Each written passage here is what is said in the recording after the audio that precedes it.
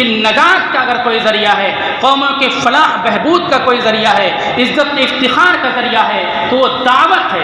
अपनी बात लोगों तक पहुँचाते रहो, अपनी बात लोगों तक बताते रहोगे, पहुँचाते रहोगे, एक ना एक दिन तुमको फ़तेह हासिल होकर के रहेगी।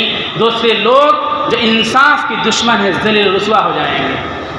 अल्लाह की बात पहुँचाने के लिए बहुत सारे वसाइल और ज़राए हैं।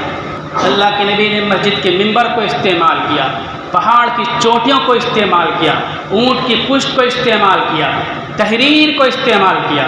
आज के दौर में मोबाइल, इंटरनेट, सब चीज़ें दीन की बात पहुँचाने के लिए अल्लाह के नबी ने फरमाया था कि क़यामत के करीब एक कलम ज़ाहिर होगा।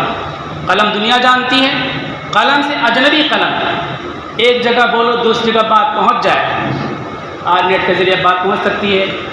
हम और आप देखें, सोचें कितना हम दीन की बात लोगों